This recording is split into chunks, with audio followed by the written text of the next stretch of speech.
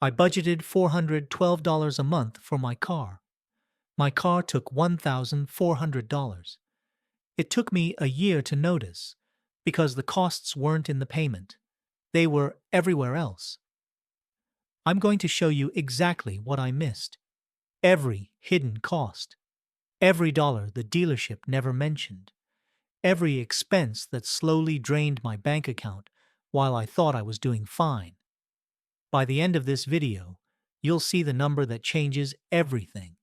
The one nobody wants you to find. 2 years ago, I bought what I thought was a sensible car. $28,000. I compared interest rates. I negotiated the price down. I walked out of that dealership feeling smart, feeling like I'd won, like I'd beaten the system. I wasn't winning. I was walking into a trap I wouldn't fully understand for another 12 months. I'm Kai.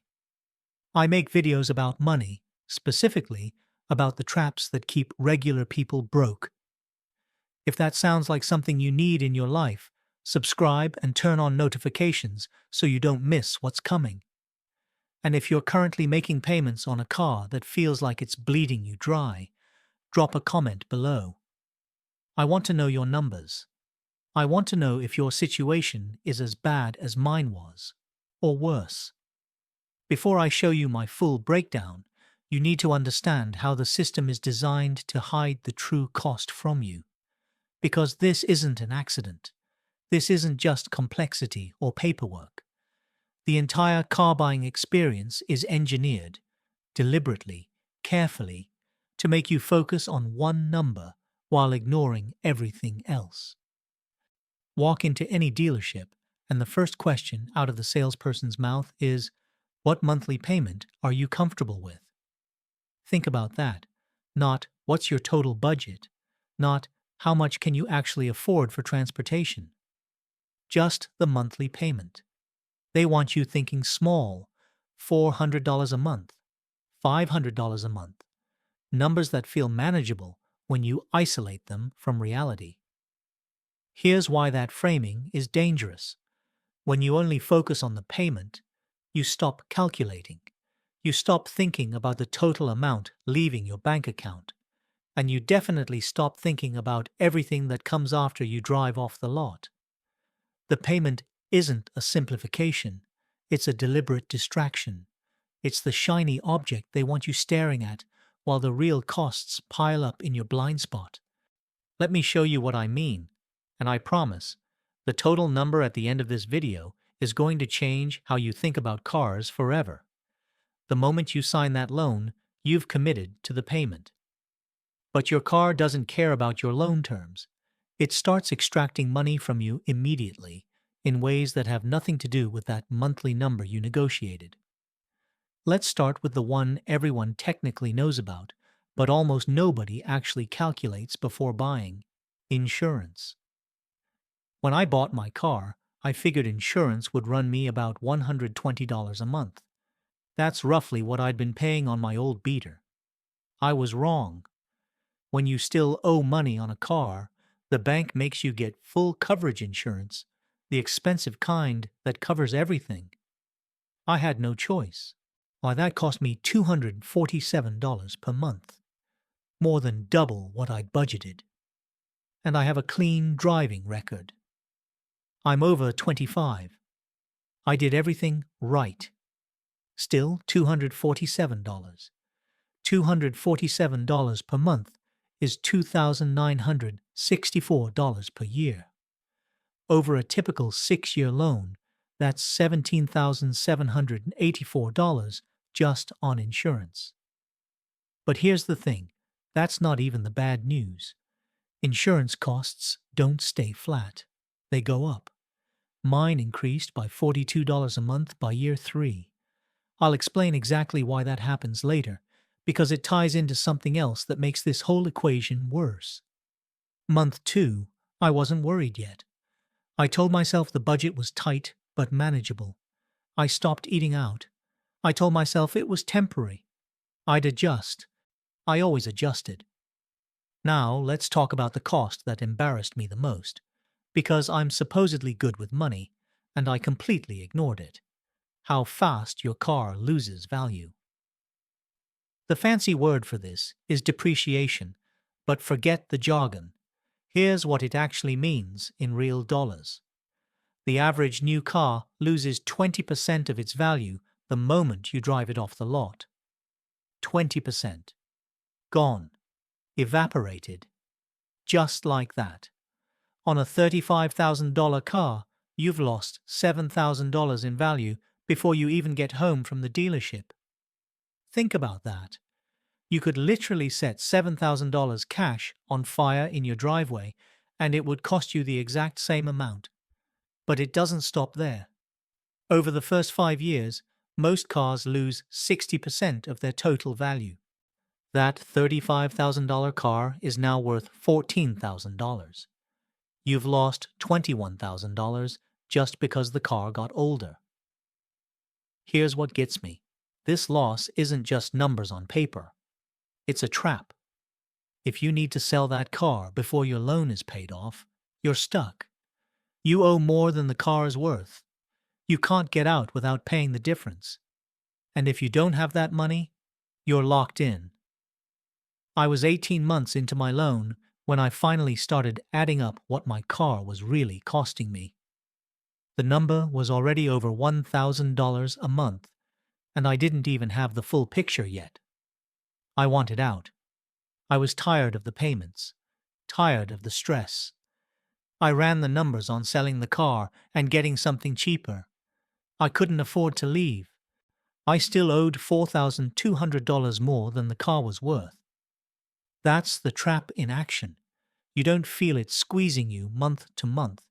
You feel it the moment you try to escape, and by then, the door is already locked. And remember how I said insurance gets worse over time? Here's why. Your car loses value every year, but the cost to repair it doesn't drop. Parts are still expensive. Labor keeps climbing, so insurance companies keep charging more to cover a car that's worth less. It's a double hit, and nobody explains this connection until you're already stuck in it. By month 6, I was moving money between accounts to make things work. Rent hit, insurance hit, gas hit, all in the same week. Just this month, I told myself. The payment wasn't even the problem anymore. It was everything around the payment. But I didn't want to see that yet. Let's talk about fuel. And I know you're thinking, Kai, obviously gas costs money. But do you actually know how much you're spending? Have you ever added it up? The average American drives 13,500 miles per year. If your car gets 28 miles per gallon, generous for most SUVs and trucks, you're burning through about 482 gallons per year. At $3.50 per gallon, that's almost $1,700 a year. At $4, it's nearly $2,000. Over 6 years, you're spending $10,000 to $12,000 on fuel. Just fuel. Driving a truck that gets 18 miles per gallon, $18,000 or more. I was spending $320 a month on gas because I drove a lot for work at the time. Nobody, not one person, told me to factor that into my can I afford this car decision. Not the salesperson, not the finance guy, not the bank. And I know exactly why. Because the moment you factor it in, the sale falls apart. The numbers stop working, so they just don't mention it. Month 9, I stopped checking my account balance before swiping my card. I didn't want to know anymore. I just wanted to get through the month.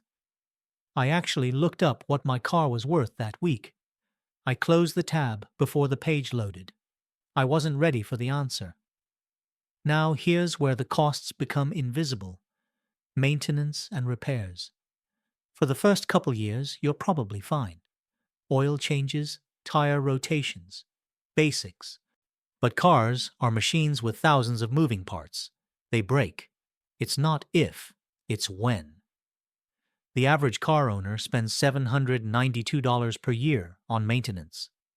Driving something German or luxury? Double it. Older car? Double it again. But here's the psychological trick that makes this cost so dangerous. These expenses don't come in steady monthly payments your brain can track. They come as surprise $400 brake jobs, $1,200 timing belt replacements, $600 tire sets you didn't see coming. Because they're irregular and unpredictable, your brain doesn't categorize them as car costs. They feel like emergencies, bad luck, freak accidents, one-time things. They're not one-time things. They're the actual cost of owning a car. You just don't see them in your monthly budget. So you pretend they don't exist until the bill shows up. Month 14, my AC compressor failed. Middle of summer. $1,100 repair. I didn't have it saved because I didn't think of it as a car expense. That repair went on a credit card at 22% interest. One component, one failure, ended up costing me over $1,400 by the time I paid it off. And I still had the payment, still had the insurance, still had the gas. Plus, now I had credit card debt from a car I was already drowning in. That's when I started to realize the payment was never the real number. Now, we need to talk about the number that keeps me up at night. The one I've genuinely never seen another money creator properly explain. Maybe because it makes people too uncomfortable. This is the cost nobody wants you to calculate. Because once you see it, the whole thing falls apart. When you buy a car, you put money down. Most people do. The average down payment on a new car is around $6,000 in recent years. That money leaves your bank account and goes straight into something that loses value every single day you own it.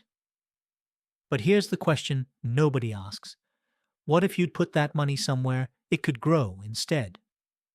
$6,000 in a simple investment account growing around 7 to 8% per year, which is a conservative estimate of what markets have historically averaged, becomes about $9,500 after 6 years.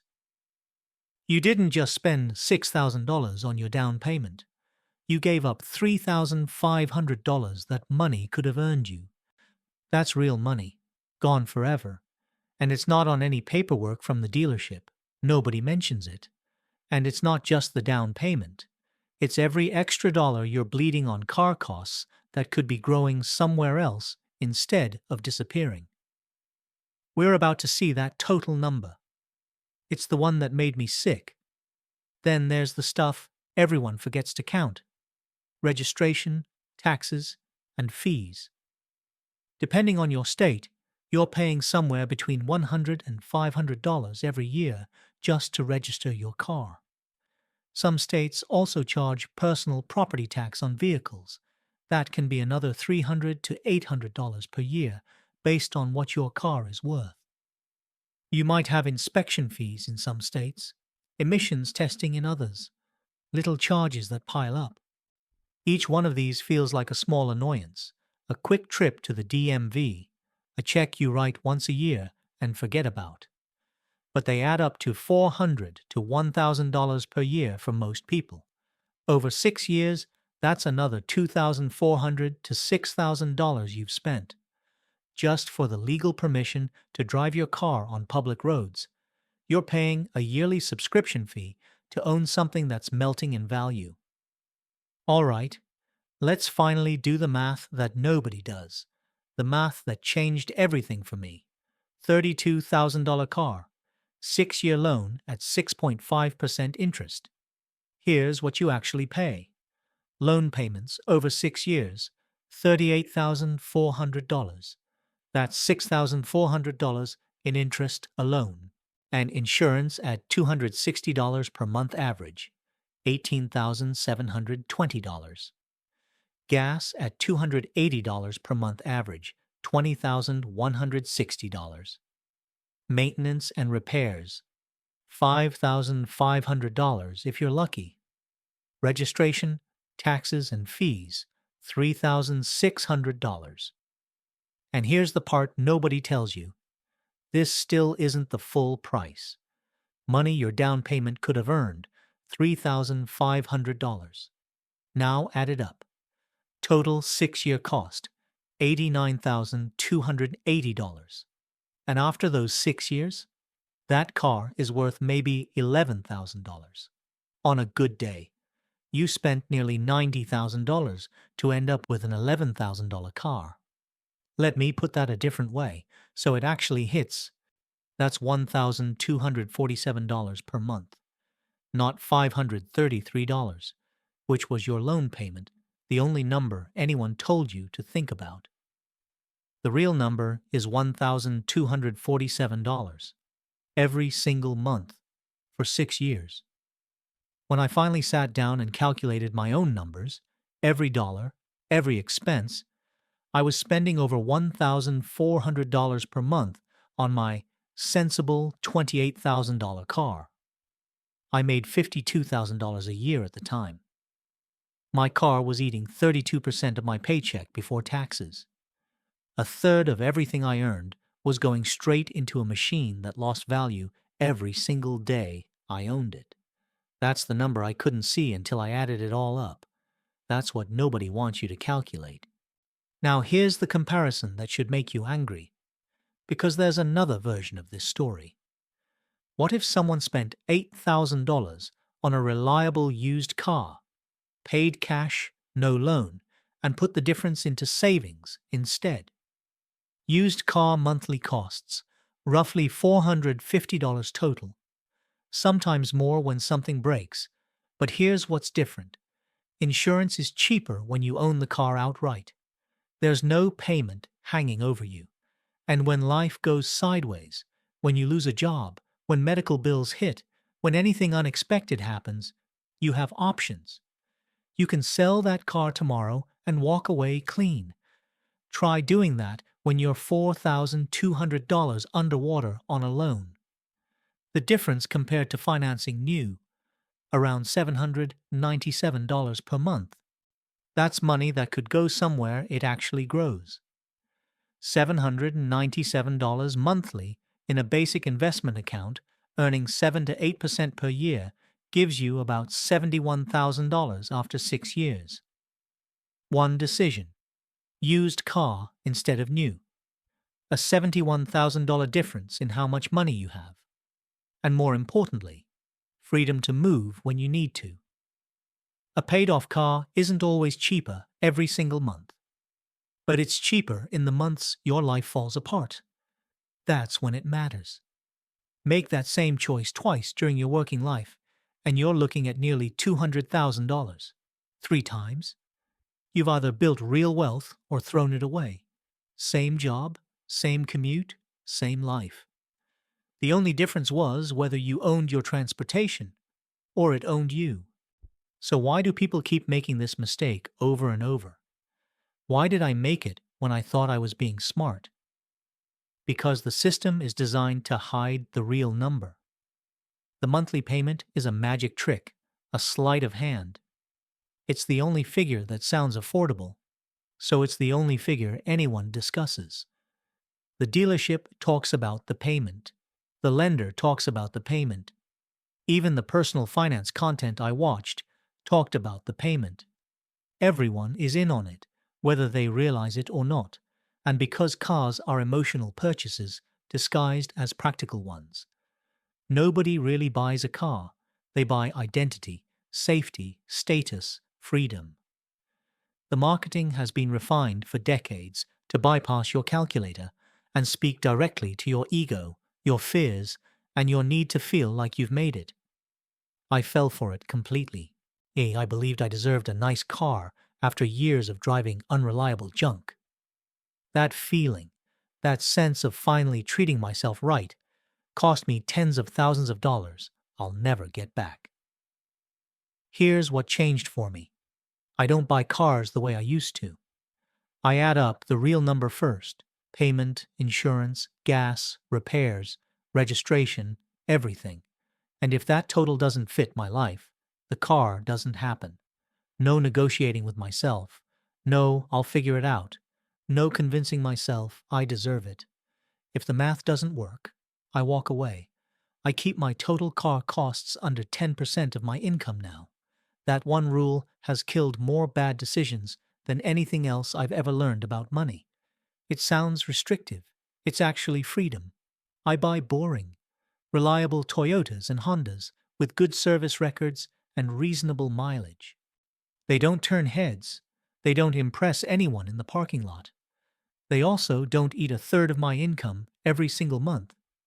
That $28,000 mistake I made 2 years ago, I still have it.